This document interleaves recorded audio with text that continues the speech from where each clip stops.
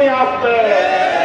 অতএব আসুন আগামী দিনে এই বাংলাদেশের দ্রব্যমূল্য নিয়ন্ত্রণ, জনবিদ্যুৎকে দাম কমানোর, বিদ্যুৎকে সঙ্গে পর্যায়ে রেখে দেশ পরিচালনায় সঠিক ভূমিকা পালন করুন। আর নয় দেশের মানুষ আপনাদেরকে ক্ষমা করবে না। আজকে দ্রব্যমূল্য নিয়ে আপনাদের কোনো মাথা ব্যথা নেই। জ্বালানি তেলের দাম বাড়িয়ে আপনাদের পকেট মোটা করছেন। আর বাংলাদেশের 3 কোটি গ্রাহকের একটি আস্থার প্রতীক ইসলামিক ব্যাংককে নিয়ে একটি হাডুডু খেলা শুরু করেছে।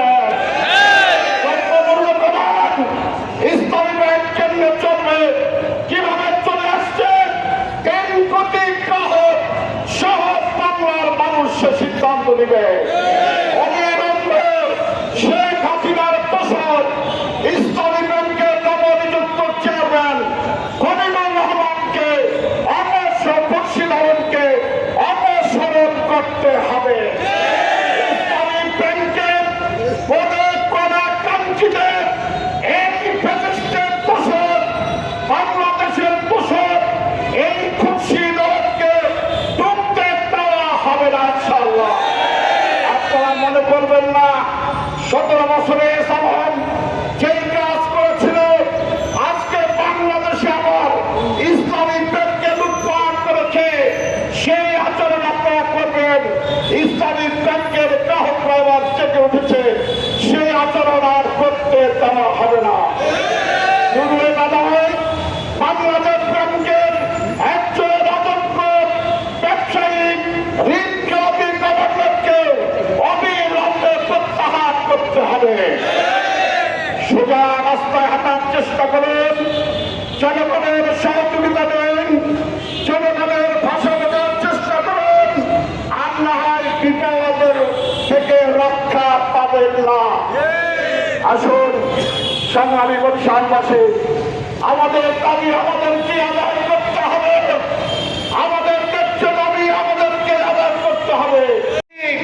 সরকারের শুভবুদ্ধির পরিচয় না দেয়, তাহলে পাকা আঙ্গুলে কি উঠাইতে হবে। আমরা সেদিন চাই না।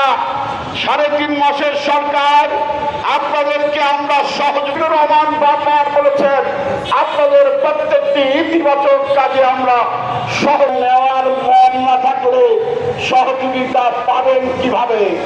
সুতরাং সুন্দর সুষ্ঠুভাবে দেশ চালান। আপনারা দেশের মানুষের উপর আপনারা আপনাদের সিদ্ধান্ত গ্রহণ করেন। আসুন সংগ্রামী বরিশালবাসী, জনগণের ন্যায্য দাবি আদায়ের জন্য সেইভাবে আগামী দিনে জনতার পাশে থেকে আমরা আন্দোলন সংগ্রামের মাধ্যমে সোচ্চার থাকবো। সে আহ্বান জানিয়ে আজকে এই মিছিল উত্তর সমাবেশে শেষ করছি। ব্যানার সামনে যাবে, ব্যক্তিগত মিছিলে অংশগ্রহণ করবেন ইনশাআল্লাহ। আসসালামু আলাইকুম ওয়া রাহমাতুল্লাহি ওয়া